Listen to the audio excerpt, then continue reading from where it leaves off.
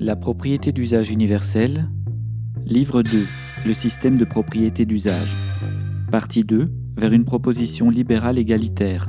Les caisses économiques. Pour obtenir une subvention, les demandeurs déposent un dossier qui précise la nature de l'investissement souhaité. La subvention peut être directement accordée en monnaie, mais aussi de manière plus subtile, en mobilisant le travail des propriétés d'usage qui peuvent réaliser les investissements. Par exemple, pour l'aménagement d'un commerce, la caisse économique peut missionner directement une entreprise d'agencement intérieur qui réalisera les travaux et sera payée par la caisse économique. La fiche de paye du travailleur se voit considérablement simplifiée, constituée d'une part de rémunération directe, dépensable sur le marché, et de la cotisation. La cotisation jouant le rôle de traitement différé, mutualisé pour répondre égalitairement aux besoins de chacun. Selon l'adage, tout le monde cotise selon ses revenus et bénéficie selon ses besoins, en gratuité ou en monnaie marquée. Pas de tri des patients à l'entrée des urgences, en fonction d'aucune considération. Peu importe le prix d'un traitement, d'une opération, les plus modestes travailleurs auront droit au meilleur. L'accès à l'outil de production est conditionné uniquement par la qualification et le besoin social de la production concernée. Les détails formels de la distribution de la subvention restent à définir. Il semble en effet utile de catégoriser les investissements en fonction de leur impact démocratique, de les répartir par branche le plus localement possible. Voilà pourquoi l'échelle décisionnaire revêt la plus haute importance. On peut proposer à ce stade que le nombre de travailleurs mobilisés dans chaque propriété d'usage mutuel soit un critère observable pour définir quelle caisse attribuera la subvention, mais aussi l'enjeu productif en question. Le boulanger de quartier n'ira pas à Paris pour demander la subvention de son outil de production, contrairement à une industrie lourde. Les entreprises de taille nationale, qu'elles soient des propriétés d'usage mutuel en autoconsommation ou des propriétés d'usage mutuel public ou des propriétés d'usage mutuel ouvertes, seront subventionnées par la caisse économique d'échelle nationale. Les entreprises de taille régionale par la caisse économique d'échelle régionale et les entreprises de taille départementale par la caisse économique d'échelle départementale. Ce seront les travailleurs eux-mêmes qui formuleront les demandes de subvention à leur caisse. Les citoyens, par le jeu de la consultation et du vote, pourront accepter ou refuser les demandes de subvention formulées par les travailleurs et présentées par les caisses. La puissance institutionnelle, en plus d'organiser la production des moyens de production, donnera son avis sur la faisabilité du projet. Pour terminer, les élus locaux et les citoyens impulseront la direction prise par les choix démocratiques d'échelle macroscopique et participeront à l'accord des subventions. Voici la composition tripartite de chaque caisse économique, répartissant le poids des voix de décision entre un tiers pour les experts des caisses, un tiers pour les citoyens par vote direct, qui sont tous considérés comme des travailleurs, et un tiers par le vote indirect des représentants élus. Cette composition permet un équilibre entre les intérêts de chacun et assure à l'État le pouvoir de régulation économique sans domination. Attention cependant, la capture de la démocratie par l'État et sa transformation mécanique en une classe technocratique déconnectée de la réalité des travailleurs sera probablement la chose qui appellera le plus de travail dans la construction institutionnelle de l'état de propriété d'usage. Autrement dit, si la démocratie doit se réaliser de manière radicale, alors elle doit entrer en lutte permanente contre un État qui la priverait des fonctions organiques qui font précisément d'elle une démocratie.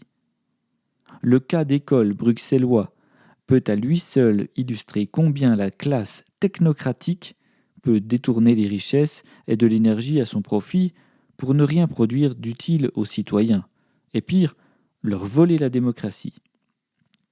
Les jeux de nomination, les commissions et conseils sans membres élus et sans consultation populaire, une banque centrale autocratique, les causeries entre citadins mondialisés en uniforme, la vie de bureau, loin des champs pour l'agriculture, des usines pour l'industrie, de l'école pour l'éducation, sont autant de points que le travail institutionnel du peuple doit combattre sans relâche.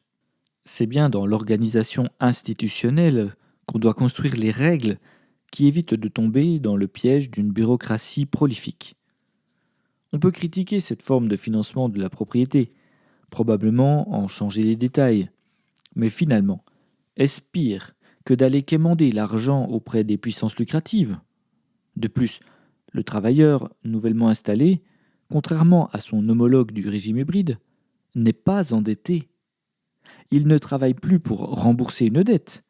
Il n'a de maître que dans les instruments de sa survie, même s'il est finalement contraint à produire ce que la société a jugé nécessaire de produire. Cela change totalement la finalité de la production et élimine ce vieux rapport de chantage qui a détruit tant de vies et rendu invivable tant de production. La forme fiduciaire qu'avait le crédit, et plus globalement le système d'avance, disparaît purement et simplement. Si le producteur échoue, alors il dépose le bilan sans finir ruiné à vie. Seulement, avec toutes les précautions prises pour accorder des subventions, études de marché, vote citoyen, qualification obligatoire, les raisons d'une faillite semblent maigres. De plus, la disparition de la rente et de la spéculation offre une stabilité des prix qu'on ne trouvera jamais autrement. À ce stade, le critique attentif aux détails devrait avoir une objection. Si l'argent est redistribué immédiatement, comment peut-on savoir à l'avance combien on en aura à distribuer? L'idée la plus simple consiste à inverser le raisonnement en partant du besoin, c'est-à-dire des demandes de subventions accordées, pour définir la somme de la cotisation à prélever sur les traitements. Le taux de prélèvement des cotisations pourra donc varier de mois en mois. L'État, qui, rappelons-le, n'est pas propriétaire, ne pourra pas non plus décider seul du taux de cotisation. En effet, la somme de subventions accordée définira ce taux de base. Il ressortira donc de la masse des votes d'accords de subvention. Si beaucoup de demandes de subventions sont votées, alors le taux augmente de façon mécanique. Et inversement, si un faible nombre de demandes sont votées, le taux baisse. Bien qu'on parte d'un besoin de financement formulé par les usagers eux-mêmes, la régulation s'opère en fonction d'une volonté collective. Il n'est pas possible de collecter plus d'argent que la demande totale de subvention. Le solde mensuel de la Caisse nationale de cotisation reste donc à zéro, celui des caisses de subvention aussi. Ce régime ne peut donc jamais devenir déficitaire, puisque le taux de cotisation suit la demande de subvention. Il n'a rien d'original finalement, puisque les banques centrales, en détruisant la monnaie prêtée, réduisent aussi à néant leur bilan. On évite simplement le décalage temporel entre la mobilisation de l'investissement et la réduction du bilan de la caisse.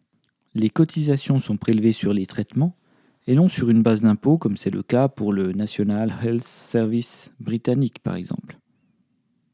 La cotisation moyenne ou assiette est calculée simplement en divisant la somme des subventions accordées par le nombre de travailleurs.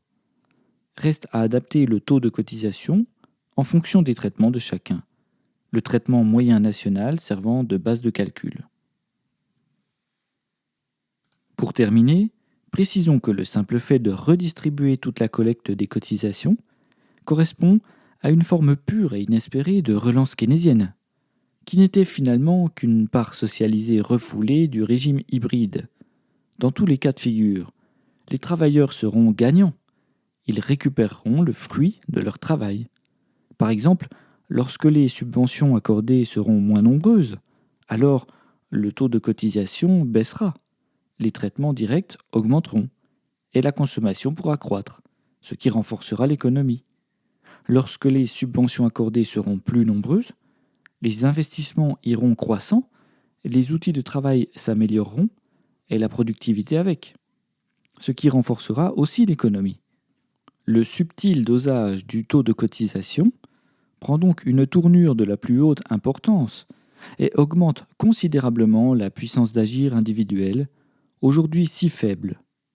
Elle tombe enfin aux mains de la population de manière indirecte par l'élection des représentants et de manière directe par l'accès au vote d'accord des subventions.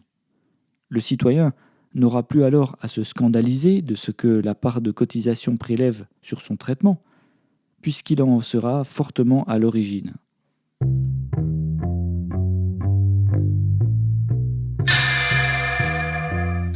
Retrouvez le texte intégral sur lapropriétédusage.com.